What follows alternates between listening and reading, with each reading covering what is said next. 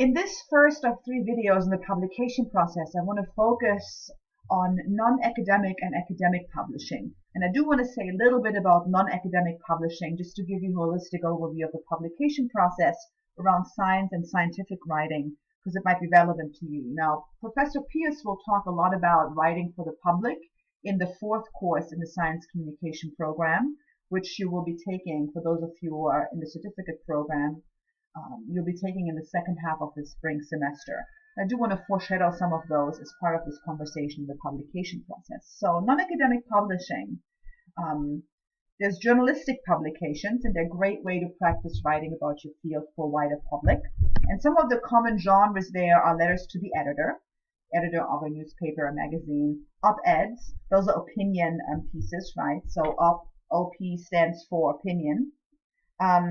These can be solicited and unsolicited, so you can just write an op-ed about something that you're really interested in and concerned about and have knowledge of, and send it to a newspaper, magazine, and so on, either print or online.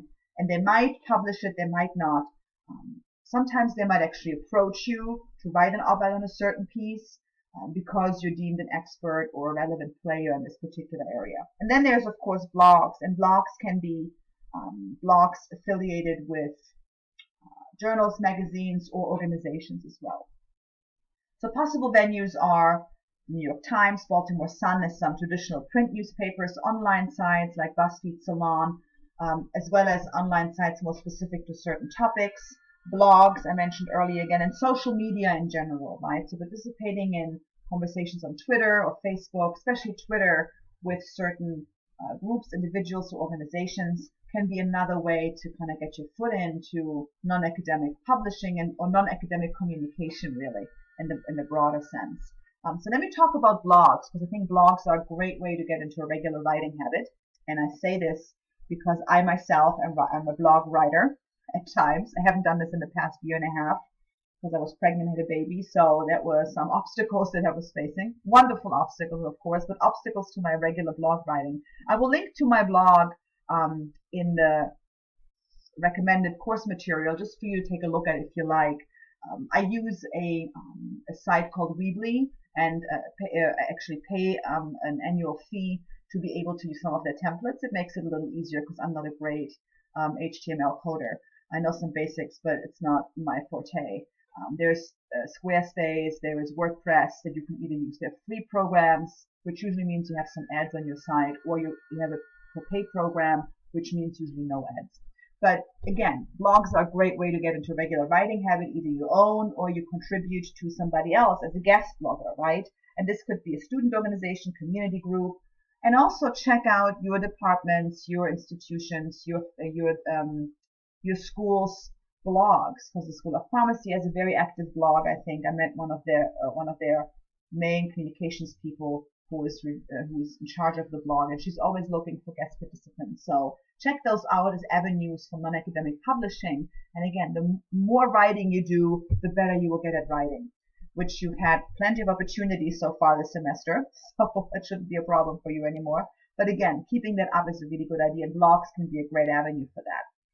I also suggest, if you're serious about blogging, review existing blogs on your topic or the topic that interests you. It's kind of interesting to go with the competition. You get some ideas, or potentially even a place for some guest blogging. And you can be as low and high tech if you use your own blog as you want to be. I mentioned earlier I use Weebly, there's Squarespace, WordPress, and plenty of other sites. Those are the 3 that I'm most familiar with, where you can either have a free blog, a pay-for blog. So again, it's up to you what you want to do, what you want to use it for, and how you organize it. But the nice thing about blogs is that you reach different audiences than in your traditional academic publishing. And if that's something that you care about, that's a really great way to get started. Now, quick words about the writing style when you're writing for non-academic publications, especially blogs and newspapers, op-eds. Make sure you have strong titles and first sentences, right? Kind of hooks that draw your reader in. That's important in academic writing as well, but especially non-academic writing, where readers might just not continue reading if they're not hooked in. You want to make sure, just like with any other writing, it's well structured, and there's some different ways to structure pieces for a more general audience than the regular paragraph structure that we use in academic writing. So keep that in mind as well. And again, in Professor Pierce's class, she will explore this in great length. Clear writing is always important, and and it is it is most important when you're writing for a non-academic audience. So you want to make sure your writing is free of jargon, and you avoid long run-on sentences, and you avoid complicated structures, right? And of course, clear and relevant examples and stories are always great. So the power of storytelling, I think, cannot be underestimated, especially when in non-academic writing, when you're writing for a larger audience and just people in your field. I wish sometimes academic writers were better storytellers than they at times can be.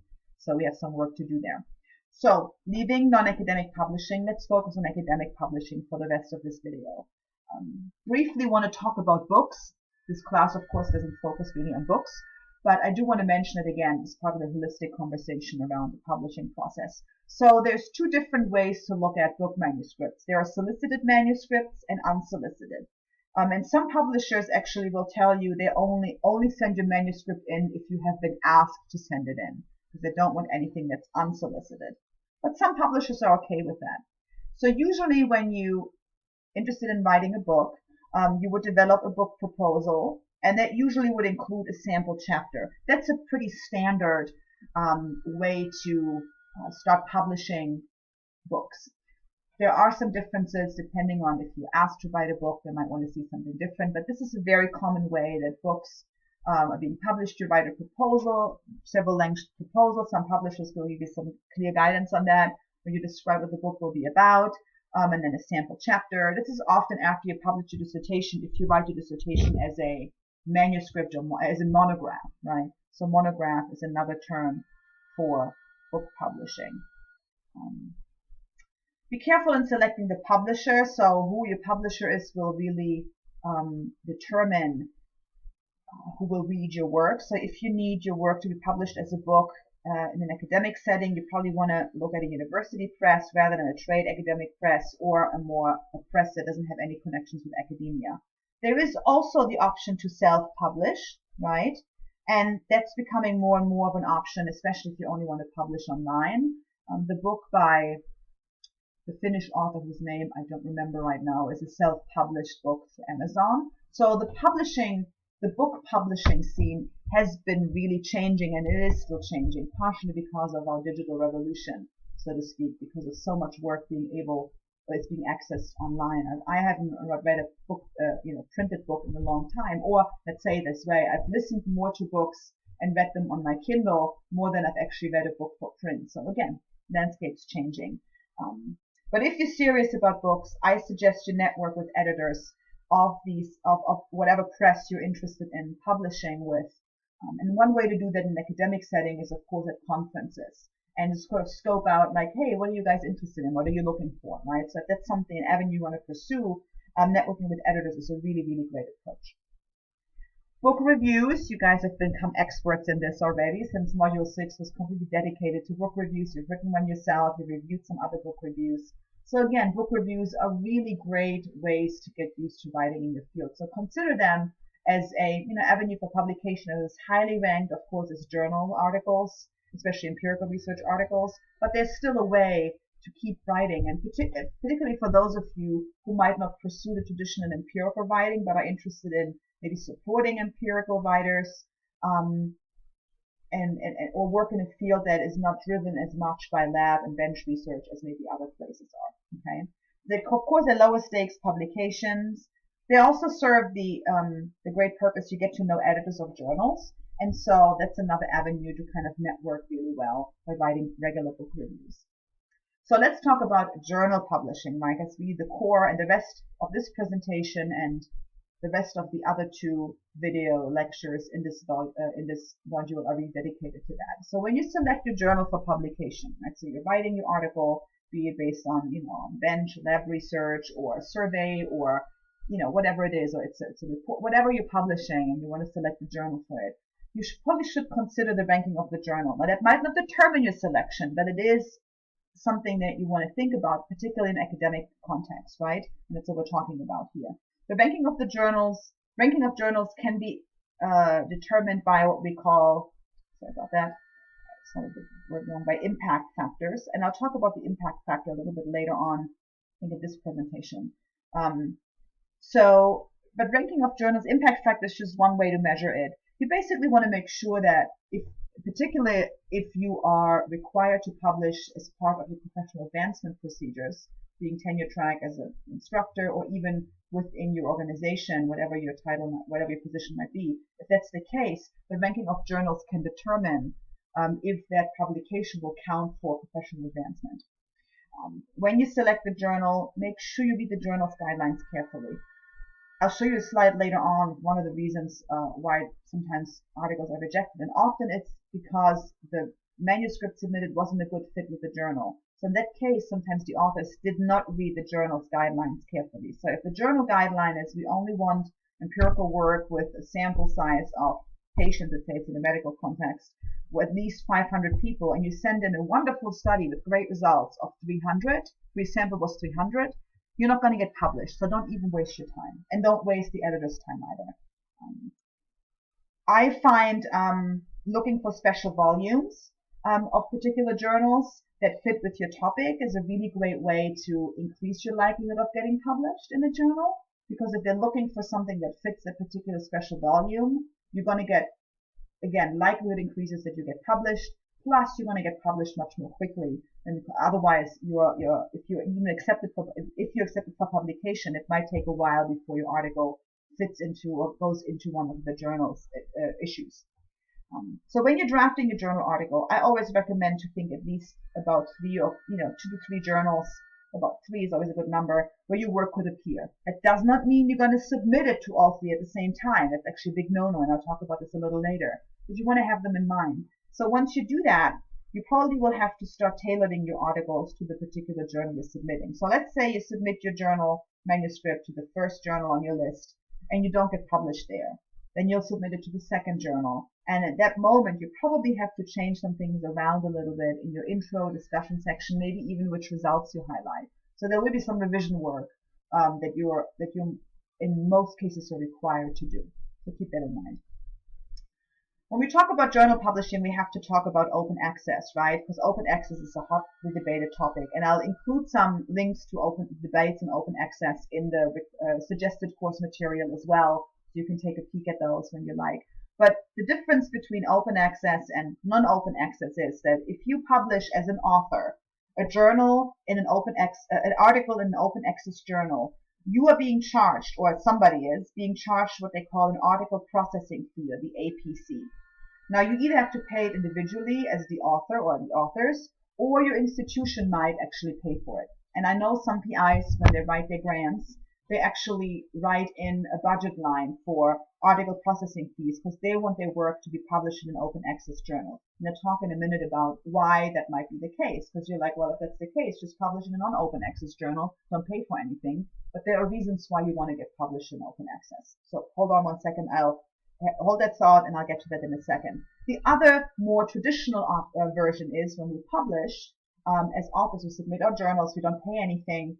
But whoever wants to read our work has to pay either a subscription fee to the journal or a subscription fee to an organization, and that is part of the journal that gets published, so many times a year. Or you pay a subscription fee to a database, and by you in that case, I usually mean institutions, because individuals rarely do that. So being a member of an academic institution like the University of Maryland, Baltimore, we have amazing access to all the databases and services that our library subscribes to, and if we can get them to any of the databases, we can always order them from interlibrary loan, and usually don't have to pay anything. Now, as a side note, if you haven't had the chance to look at the budget of a university library, take a close look at the budget line item for subscription fees for databases and journals. I think your jaw might drop open if you see how much of the budget for a library consists of those fees. It is expensive. So as long as you're a member of an institution of higher education, you will have great access to great resources. So this leads me right as a good segue to why do people want to publish open access if the authors have to pay for it, or the institutions have to pay for the work to get published? Well, many authors want their work to be read by a wide audience who might not be able to afford the subscription fees. So for example, an institution in higher education in a lower income country might not be able to subscribe to as many databases as we can here in Baltimore at the University of Maryland, right? And that means that they won't be able to read the work unless they're willing to pay for it. And if you ever try to access a link through while not being logged into the library's website, you might see some of the prices you have to pay for just one article, and it could be sometimes $40, $50. So it's not exactly cheap. By the way, the article processing fees can run in the thousands, just as a context. So again, it depends where. So that's the advantage of the open access, because your readers won't have to pay or are not responsible for paying for access. So depending on who your audience is, whom you want to read your work, and even on your major philosophy about everybody should have access to everything, right? Because that's another good argument for open access. You might want to choose one or the other. Now, let me talk about pros and cons of open access, and I already mentioned some of them, right? Pros are higher visibility, accessible by a wider audience, and easier access to scientific knowledge. If you prioritize those, an open access journal is probably your best bet. Copyright policies can vary from open access journal to open access journal. Sometimes you could get to keep the copyright of your work rather than the journal because you actually pay for it, but sometimes you don't. Traditionally, in journals where a subscription fee is charged to the reader, in those cases, the journal usually keeps the copyright. So you actually don't have copyright over your own work that you've written. So if you wanted to reprint it somewhere in edited volume, you have to ask for permission from the journal publisher. So the cons of open access are sometimes the reputation of journals that have open access are not that great. And this has a lot to do with what we call the danger of predatory journals. Sometimes a library here, the Human Health Service and Human Health Science and Human Service Library, HSL, has some great workshops on open access. So be on the lookout for those. If I find some of them that they have listed in the next few months, I'll link to them in supplemental course materials. So I'll do some. If you see some there's going to be some happening. If not, just be on the lookout for that as long as you're here at the university. But predatory open access journals have really caused a lot of controversy in the publishing world because they might charge exorbitant article processing fees and promise you wide distribution, and they actually don't follow through on that. So if you're just in open access journals and you want to publish in one, it behooves you to check with folks in your field, in your network. This is a reputable open access journal. Copyright policies, again, they fall on both sides of the coin. That might be a con or a pro depending on where the copyright policy falls of a particular journal. And then, of course, the prohibitive factor for many individuals, if they don't have the institution who pays for the article processing fee, or they don't have it written in a grant, it needs to come out of their own pocket, that could be a prohibitive factor, and it certainly can be a negative aspect of open access publishing. The fairly high fees, lots of dollars to pay to get your work published. And again, this goes in line with the predatory journals, because often they just want your money and they promise you great results, which again they don't follow through. So let's talk about the journal impact factor. It measures the impact that a certain journal has in its field. And this is determined, and I'm going to read this here and then talk a little bit more about this, by the average number of citations in connection with the total number of articles published in the journal for a specific time frame.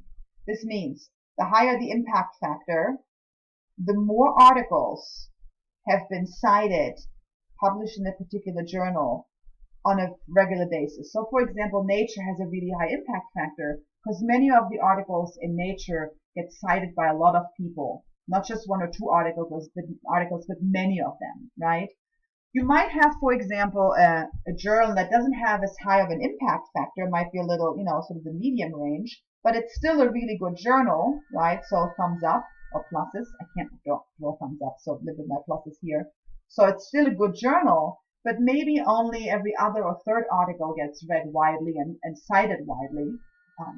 But it doesn't mean that the journal is not a good journal for you to publish in and doesn't have a good reputation. So impact factor is just one way to measure the impact of a journal in the field. And it's not the end all be all, but it is a common way to judge the value of a publication, and it can be a determining factor based on your advancement policies in your career, in your professional life.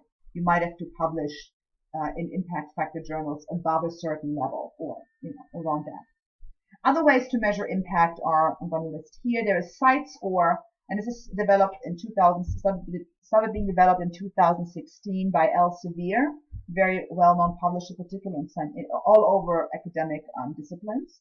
And it's based on the publisher's website Scopus, so it's their internal way to measure impact in terms of citations. So it is based on some impact factor statistics as well.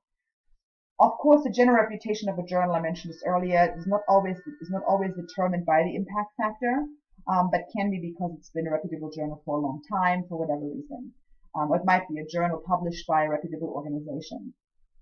And this leads me right to my next point. So publication by a major professional organization might not have that high of an impact factor, but it's still valuable because it is affiliated with a very reputable and serious organization in the field. And then, of course, always check with people in your own professional network. What are some of the journals that are being read widely by folks within your field?